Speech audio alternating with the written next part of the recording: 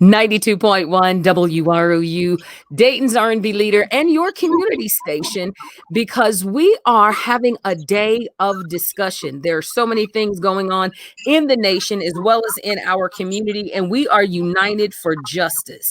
And in that light, although we have been hearing from national artists as well as celebrities and from congressmen and senators, it was very important for me to have local voices talking about our community, what's going on, and how we see it moving forward, because there is a huge passion and momentum right now that has to be acknowledged, and it has to be harnessed in a way that will cause positive change. I am being joined now with Pastor Allen from St. Luke Missionary Baptist Church. Thank you for joining me, Pastor.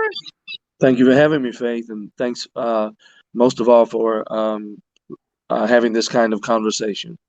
It's an important but real heavy. It's a heavy conversation, Pastor. Over the last 14 days, it has been a tremendous weight on the nation. And we have turned to each other. We have turned to our community leaders. But as the history of race relations and fights for equality, we turn to the church. That's where the civil rights movement was born. The bus boycotts was born there. Sit-ins were planned and staged there.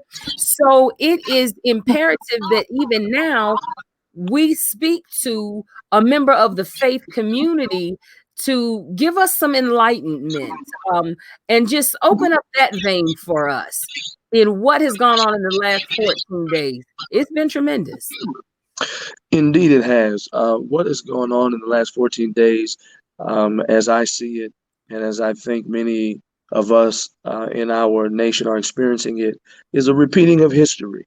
That old adage, history repeats itself, is unfortunately being fulfilled in the area of race relations today. As I was not born in the 1950s to experience the effect of seeing Emmett Till's mutilated face on the cover of Jet magazine, an incident which was a time marker for so many people of that era, and that really ignited the fire of the civil rights movement beyond the South. But I am alive today to have now lived through Trayvon Martin, Ahmaud Arbery, Philando Castile, and of course, George Floyd. And so it feels as if history is repeating itself in a very unfortunate and tragic way. Also, it is the persistence of a problem that we continue to try to sweep under the rug, but that is too big for the rug now. Right. That it's too big to be ignored. And there has to be more than conversation held during these incidents of injustice. There has to be something more than conversation that comes forth from these incidents. With all due respect, we tend to give a good 2 weeks, maybe a month of attention to racism and injustice whenever it occurs in a way that sparks national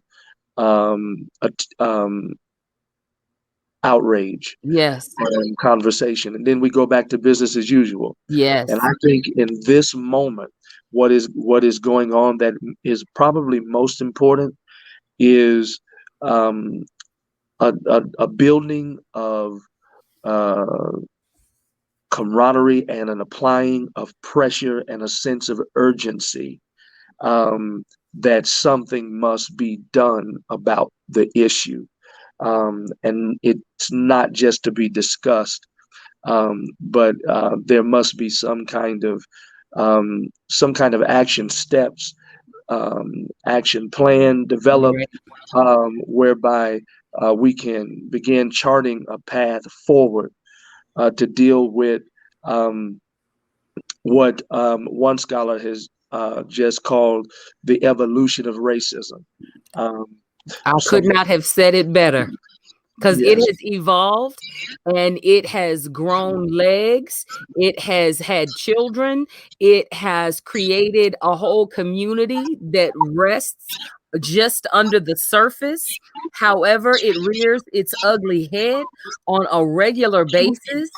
And we seem to have become complacent until we witness a murder. That can't be when we act. That can't be when we do our call to actions. Those call to actions should be daily, weekly, challenging our own community to call it out where we see it, and then hold those accountable that are executing that for their actions. Absolutely. I believe that um, I believe that again something must be done at this point, and I think the people of our nation and our world are looking um, for leadership that is offering more than Yes. soaring oratorical speeches, Mm-hmm. um, Mm-hmm. or political rhetoric, Right. but is really um, offering a plan. I Yes. remember watching Adam Clayton Powell's auto or biopic, I believe it was, and when he watched uh, um, Dr. King give his speech at the Lincoln Memorial in 1963, August of Mm-hmm. 1963. Um, Dr. Powell, though stated, though it came from somewhat a place of jealousy, something that has some legitimacy to it, especially for now. He said, if I would have done the speech, it wouldn't have been "I have a dream." It would have been "I have a plan." Now, the Wow. reason, of course, that that's unfair to Dr. King is because Dr. King did have a plan, and by the time he gave his dream in 1963, he earned the right to cast a vision for the nation because he had led a boycott, which was planned protests.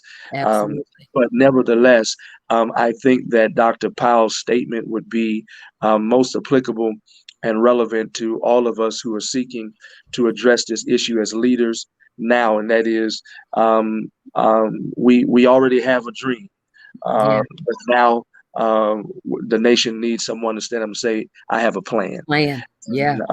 I think that that's where we are.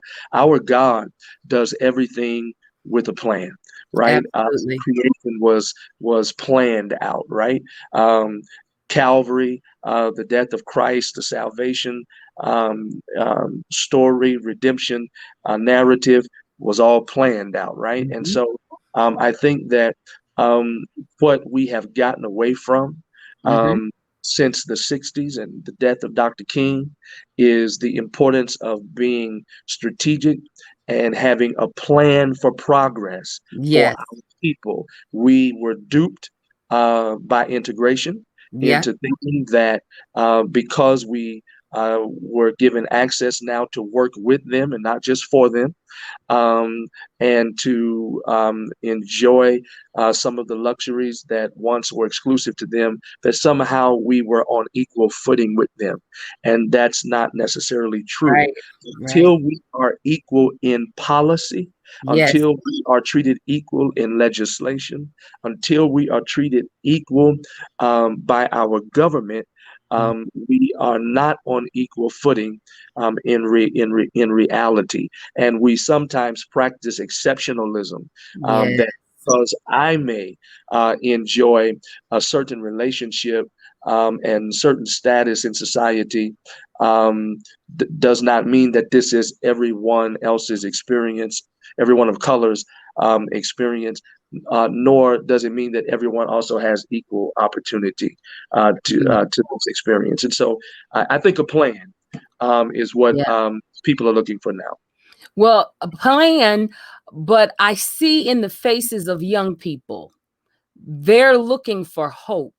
They're Yeah, looking for faith. They're looking for something to grasp onto. I spoke with Shannon Isom from the YWCA, and I told her how I had spoken with some of the young people who were protesting, and some had even been arrested for violating the curfew of the peaceful protests. But the anger was so deep seated and in such a place that by the time it had bubbled over, this was generations worth of anger that we need to come in agreement and meet it with that faith, meet it with that hope that will then harness that energy, harness that passion for change, and point it in the right direction, because they definitely have the attention of the world at this point. absolutely. And don't get me wrong when I say we're looking for a plan. Hmm. Um, I'm speaking to that which is needed in order to enact change. Right. Um, However, when it comes to the matter of, excuse me, when it comes to the matter of um, channeling anger and rage that we see in young people my age and younger, um, I think it's very important that um, they they are informed um, about um, the protest movement Yes. before, right? Okay. Yes. What I don't believe. First of all, I don't believe that all of the methods um, um, of the previous generation um, are are meant to be as effective in our own. That's correct. But I do believe that in as much as the civil rights movement enjoyed immense success Hmm. uh, in terms of creating um, avenues of progress for our people as a Yes. whole, that we should study the movement. In Yes. studying the movement, we will realize there were two key components to the movement, and that was faith and education. Absolutely. Um, and I think that our protest has to be grounded in faith, Hmm. uh, and has to be supported um, and buttressed by education. Um, Absolutely. um, Before Dr. King and the people of Montgomery engaged in the boycott, and Hmm. throughout the boycott, they would meet at the likes of Holt Street Baptist Church, That is correct. and they would have prayer meeting and sing those songs that would give the people um, um, that which only the Spirit, right, the That's transcendent correct. Spirit of That's God correct. can give us. And I think that what we have to understand is, as much as it may not be a welcome quote, that what we are experiencing, and Dr. King understood this, um, is what Paul wrote about in Ephesians chapter 6, when he Hmm. says, "We wrestle not against flesh and blood, but against Hmm. principalities and powers and the rulers of darkness of this world, spiritual wickedness in high Place. places." Racism is an invisible cancer that ravages the body of the nation. And in order to properly address it, when you have cancer, it doesn't matter how much you yell, how That's much you correct. scream, how many signs you carry. You have to undergo treatment, And um, eradicate it. You and have to in order to eradicate it. eradicate it, and in order to do that with racism, we have to be our protest must be grounded in faith. This is what faith does. Faith gives us that truth, Hmm. um, that truth on which we fight and by which we are sustained in the Yeah. struggle. Because change is not going to happen overnight, No. and it's also going to be challenged and tested. And faith allows us to um, access that divine truth that spiritual truth, that transcended truth, so Mm-hmm. that what we're doing is not just about how we feel, Right. um, but it is about what is right. That is Uh, correct. we protest not because we're Black, but we protest because we too are the creation of God. And when God created us, um, according to that book, that holy book, when God created us, he did not make us inferior. He made no race inferior to That's another. right. So we protest, not just because it's unfair, to mistreat people because of color, but it's unfair to mistreat people because of color because God did not create us unequal. And so I think we have to have faith to give us that understanding and that Yes. perspective. Again, that makes our protest um, uh, um, about truth, Yes. not just feeling Mm-hmm. about what is right, and not just what is fair. Yeah. And then also education. Lastly, that people who did the students who did kneel-ins actually had to go through orientation. Dr. Lawson, Mm. I think the Carolinas, had the opportunity of meeting him in Morehouse, was one of the teachers of the orientation for the practice of Tatiara nonviolent resistance, right? They had classes, and you had to learn, um, not just how to protest, but why you were protesting.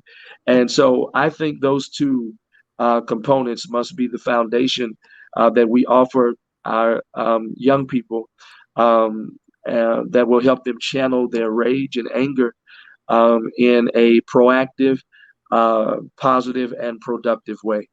Well, let's talk about the church because as a preacher's kid, I remember falling asleep on the benches, on the pews, as my father held meetings to get people registered for the NAACP, to get Yes, people registered to vote, to come up with plans of action from within the church that allowed people to then take that model to their communities and get their neighbors involved, and then their cousins involved, and then their friends involved.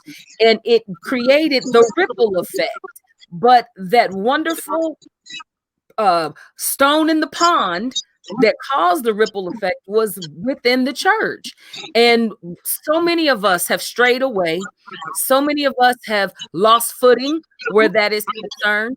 And it is now, in my opinion, time for the church not only to ask you to come back, but come back and be a part of the strategic plan that we intend to move forward with.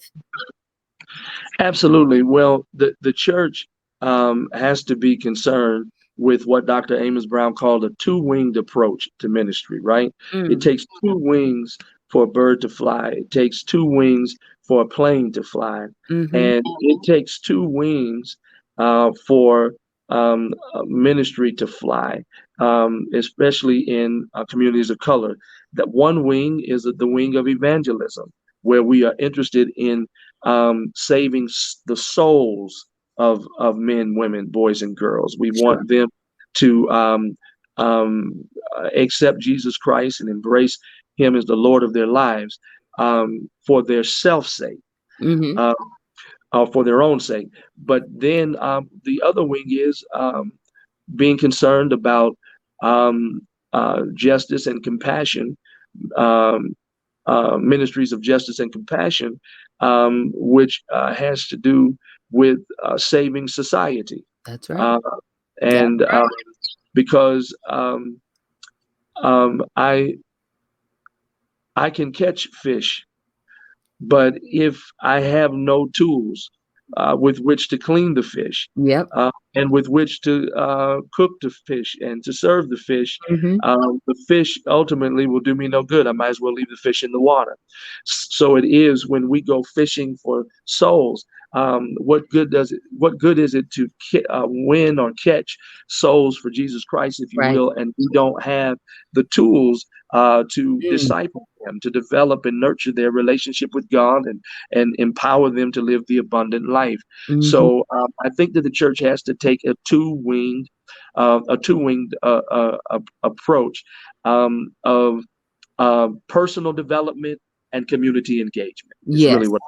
Yes. And the church must again not try to prove who Mm. we are and our significance, but Okay. be who we are. Okay. Uh, if we be who God called us to be, we don't have to. We're not proving anything, That's right. uh, because the proof is in what we do. And so again, we must be the hub of our community. Yes. We're still the only um, institution from a human point of view, though from a spiritual point of view, the church is an organism, right? Because we're a living body. That's But correct. from a societal point of view, we're the only organization and institution that is freely, fully, faithfully owned by the by us, By the right? people. Um, by Yes. the by us, and so um, I think that we are still the hub of hope, help, and healing in the community.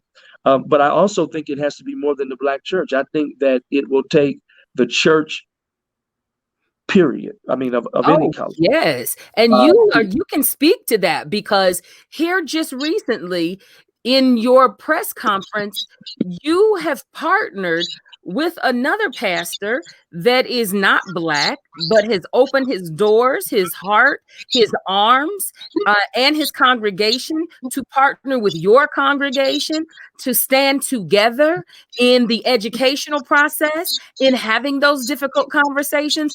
Tell us about that. Yes, Pastor Pat Murray actually reached out to me the week of the George Floyd incident, and was very disturbed and upset, and uh, went so far as to express a desire to say something about it and to be a part of doing something about it. And in that way, I think that he's an exemplary pastor who happens to be Caucasian, um, and whose commitment to Jesus Christ and the gospel of Jesus Christ um, has led him to understand that he cannot be silent on this issue. His church cannot be silent on this matter, and that all God fearing, God loving people um, should not be silent on it as well. And so he has um, not only agreed to make a statement about it, but he's agreed again to be a part of doing something about it and um, to follow my lead. And that is a very, very significant move on his part, seeing not only that I am Black, but also younger, and yet he has um, pledged his his his support um, to um, to following the lead of myself and others of our community who are intimately familiar with the issues because of how we experience them. Uh, Mhm. but to follow our lead, to know how he may best be a part of the solution because he does not want to be a part of the problem. And I just can't say enough about how appreciative I am of him, how admirable I think, how admirable um, um, I think I think he is as a pastor and a Sure, leader, sure. um, who is even willing to put his face out front. And that Um, you don't find a lot of that. This Absolutely is not. a very volatile time, and we Absolutely. have been talking all day with national celebrities. We've talked with congressmen as well as senators, and one of the things that we hear a consistent thread is that we need other communities that don't look like us to say something. We need Absolutely. other communities to call out racism within their communities and injustice against people of color, and not just say, I sure am sad this is happening to y'all, but that really ain't got nothing to do with me. It has something to do with everybody, and to find an individual that is willing to come out front of this, because that was earlier, before so many protests had gone forward. That was even before that, to say, I got a part in this, and I want to stand with my brother, with my community, with the African American community, to find resolution, to find policies, to find legislation, and most of all, to find the faith to keep the fight going after the marching, after the singing, after the voting. There has to be a level of accountability that we still have to hold politicians to, prosecutors to, police officers to, judges to. That level of accountability cannot be relaxed. Absolutely not. And this past weekend, we did something of substance in having a drive-in prayer service that Pastor Murray and I hosted here at our St. Luke campus, and the mayor attended, and we demanded a meeting with her and the chief of the police department, the superintendent of the school district, the leader of the Chamber of Commerce, Mm-hmm. um, and the leader of the fire department, and other leaders from every sector of society. We It's challenged her to meet, to set up a meeting between them and clergy of our city. All clergy of all races, of all denominations, are welcome to participate. And we're actually going to present to them um, a five-fold plan that I think outlines what must be addressed, and yes, that and what we seek to accomplish going forward in order to have successful treatment of this cancer of racism. Um, and that plan includes collaboration. That okay, there's a we're sometimes when you get um, when one is in the hospital and they go in for one thing, yes, but people discover something else. Then, mm-hmm. there's emergency surgery required. That's Um, correct. Usually, that department that they're in is not the only department that works on them in surgery, right? That's right. You have That's people that right. come from various departments to work on the issue, um, Yes, because it's that serious, it's deadly, and I think that America has to understand that racism is a deadly disease. yes, it is. It stifles and it kills the life and the promise of life of our democracy Mm-hmm. for our children. And and in as much as it does that, we're in a moment now where we need emergency surgery done. So Absolutely. we have to reach outside of our department of politics, and politics have to join hands. I mean, have to work together with churches. Churches have to work together with the business That's community. right. Business community has to work together with the education community. Okay, and so forth and so on. We have to be collaborative, Yeah. beginning with the church community. Faith, one thing I have tried to do since being here at St. Luke is, and it started in what I call just the spiritual practice of the church. I I tried to bring every pastor that I could to Mm-hmm. St. Luke for revival, for anniversary, for church, you name it. Part of my job in the first 3 years was to get all of my peers to preach, That's and right. many of the seasoned pastors as I could to come and to preach, so that my church can hear the voices that God has blessed us with, the That's gifts right. that He blessed us with in the kingdom. And so I believe that a spirit of collaboration Mm-hmm. is necessary for kingdom building. And I Yes. think that the kingdom needs to lead the way in showing the world the power of collaboration. There's no need for me. We started Worship on Wheels. Dr. Jameson Hunter is now doing Worship on Wheels in Macedonia. The president of our state convention, Dr. Samuel Winston, is now doing Worship on Wheels in Mount Right. Calvary. That's what I'm talking about. I feel no type of way about them doing it. I'm Yeah. honored, flattered. I'm grateful that they are doing it, and they're doing it with, I'm sure, great success just because of their own gifts and Mm-hmm. um, their own abilities, right? And so I think that it's going to take collaboration. Secondly, Yes. I think it's going to take education.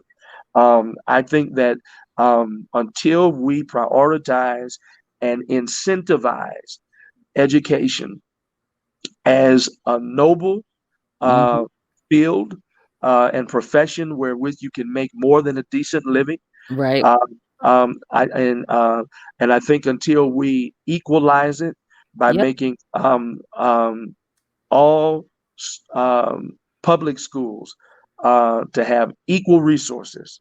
I think Mm. until we do that, we are not um, um, going to be living up to our commitment to take this issue of racism very seriously. If we want to eliminate race, let every child have an equal opportunity through That's education. right. That's right. And That's then right. our performance and our success will no longer be based on our skin color, but That's it'll be right. based on our performance and so forth and so on. Not only collaboration and education, but rehabilitation. Mm. Um, and I think that the criminal justice system has become too much of an instrument of profit Yes. versus what it should be, and that is rehabilitation of criminals. That's correct. And I think that we have to focus on um, redeeming the criminal justice system. That's right. Even the person that is in there for a life sentence, or even if we're advocate in Yes. extreme instances like the cop that put his knee on George Floyd's neck, even if Mhm. we advocate the death penalty, I still think that the pastor in me, perhaps, that there should be a rehabilitative element involved where you Absolutely. walk people through a certain curriculum Mhm. of a certain curriculum of rehabilitation where they're That's right. exposed to the principles and the teachings of Jesus, in the Bible, and perhaps even other, wisdom from other faith traditions, but certainly the wisdom of Jesus in the Bible, and they are able to spend time with that kind of truth to rehabilitate their mind and their spirit, even Absolutely. if they're in prison or even if they're on death row. They don't have to die in prison or go to the chair That's without right. an opportunity to be rehabilitated spiritually and Mhm. to share a testimony with others about why they should not do what they did. I just believe collaboration, education, rehabilitation, which addresses Yes. criminal justice system, Yes. and then restoration. Um, that we have to restore Mhm. um, um, 'Cause we've the lost so much. So much absolutely, has been taken, so much absolutely, has been destroyed, and absolutely. I the restoration part is 100% a major part of that, because when you look at young people, not even young people exclusively, when you look at a black man who's done the best he could with what he has and he still can't get ahead, he has to be restored. He has to be poured into. There has got to be some way to reinvent that hope, that faith, and that ability to still believe. And that restoration piece is a huge piece, Pastor. Absolutely, that restoration includes reparations, right? Yes. Yeah. It includes rebuilding or reinvesting in the impoverished areas of Mhm, society that mhm. have been systematically ghettoized, not because the people are incapable of being polished, contributing citizens, but Right. because the system um, has ghettoize their surroundings, That's right. which has an impact, of course, on their conscious and subconscious development. So I think restoration becomes important, and then finally the fifth one, faith is. Um, um, and in restoration, of course, one might say all of these are works of reconciliation. Mm-hmm. But the fifth component, the fifth component is realization. That if we engage in collaboration, if we Mm-hmm. invest in education, if Mm-hmm. we promote rehabilitation, if we invest in restoration, that we will now realize Yeah. um, um, the faith and the hope that we profess, and that to which we cling. We will realize um, a better democracy. We'll realize Mm-hmm. uh, just a better way of life for us all. And I think we'll also prolong the lifespan of our democracy. Mm. I think pandemic pandemics like we've experienced, and Unbelievable. injustice Unbelievable. are reminders that of what Jesus meant when he said, one day things will come to an end. And I Yeah, don't get into discussion about when, because he settled that for me when he said, no one knows when except the Father. So that's I don't right. concern myself with when, but I do concern myself with um, understanding that all of this has an end to it. And um, I think America has to be reminded that every great empire Mm. uh, has had a Yeah. great fall. Yeah. And I think America must make up her mind as to whether or not if we want to fall right now. That's right. And I think the only way that we can keep ourselves from falling, um, from a fatal fall, is Yes. going to be through what I call the spiritual conscience of the nation. The soul of the nation must Mm-hmm. be saved. And Dr. King and so many of his ilk were the spiritual conscience of America. And That's America right. has lost their spiritual conscience That's right. when you don't allow people to call the name of Jesus when we pray, and or forbid students to pray during school, the moment of silence. That is you're taking away the spiritual conscience of the nation, and Mm-hmm. with that, um, you have now opened the door for the flood tide of violence, Yes. the likes of which we've never seen and even imagined. Yes. There was a time schools were off limits. Nobody sent their kid to school wondering if a mass shooter would shoot That's children. correct. That's and um, correct. and that, but when you take spiritual elements out of the people who are in the school, that it allows for that. So I don't want to go off all into that, but I gave you the five aspects of what I think must form the foundation of the action plan, and that's what we seek to present here in the humble city of Dayton. This city is poised to have an opportunity to be an example to so many other cities that are near us, even for the state, because we have the tools. We have everything it takes to do all the things that we're talking about. We've always had these tools. Now we are at the tipping point, whether we're going to do it or move out of the way and let somebody else do it. We have I come agree. to the place. We need to just adopt Nike's slogan and make it ours. Just Yeah, do it. yeah, At this point, just do it. And again, um, faith is the substance of things hoped for, the evidence of things that we cannot see. My faith is the evidence yes. within me of Mhm. that which has yet to manifest itself outside of me. That is correct. And so that's why grounding our protests in faith is so important. You've got to see the promised land sometimes There uh, you go. to know that when you meet opposition, it's that glimpse of the promised land. Mm-hmm. It's that glimpse, whether by reality or by faith. It's that glimpse of the promised land that God has a special place of blessing and privilege designated for you. It That's is that faith that becomes your evidence of what you're fighting for. And I say that without faith, we do not win the fight. and Uh, that is the key. We have to have faith in ourselves, and we have to be accountable to ourselves to manifest the things that we talked about, we cried about, we marched about. But we also have to understand what our young people are internalizing. The post-traumatic stress disorder, it's real.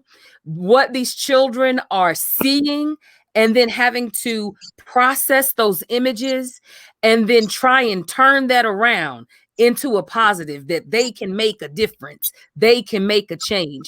It's going to take us, the elders of the church, the elders of the community, to wrap our arms around those young people, figuratively and literally, to encourage the manifestation of that knowledge that I can do my part.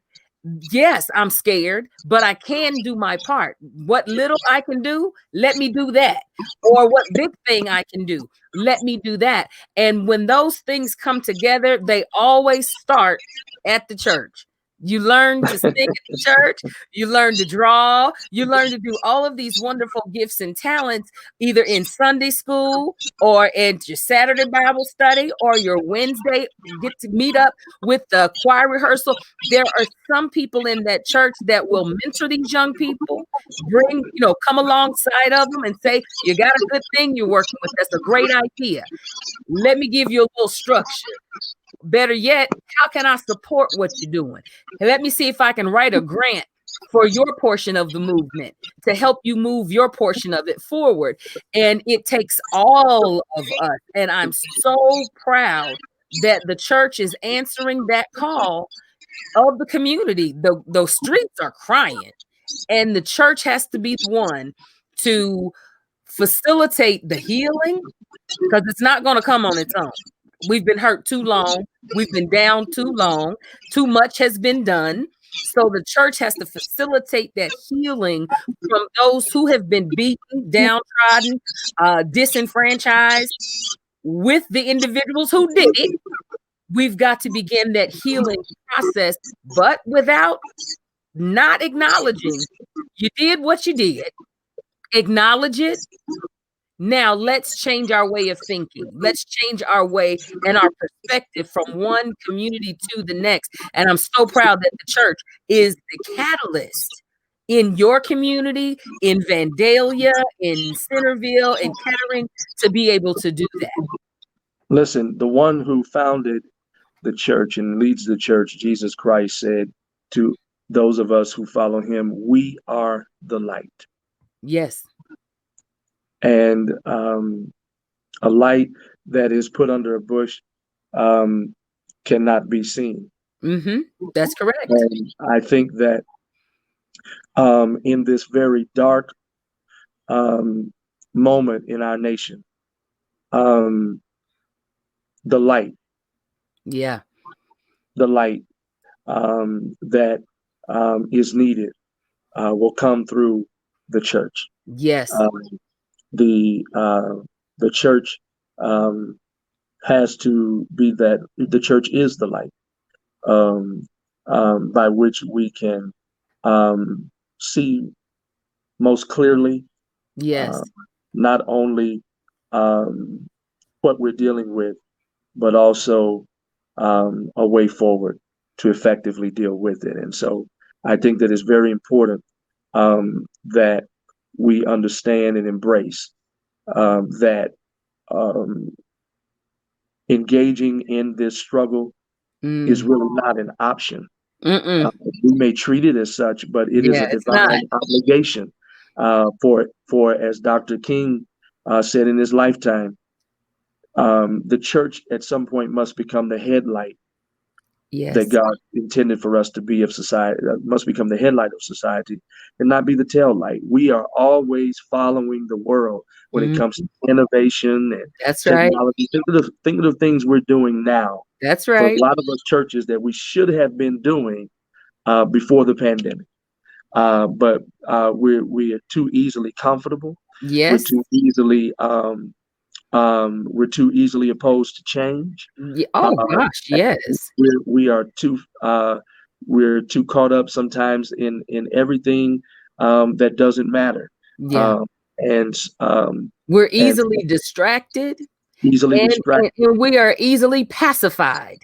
We easily. have seen a community be pacified with with little dribbles and dollops of racial equality when it should have been a waterfall years ago. Years ago. We have done so much to bring our people to where we are now.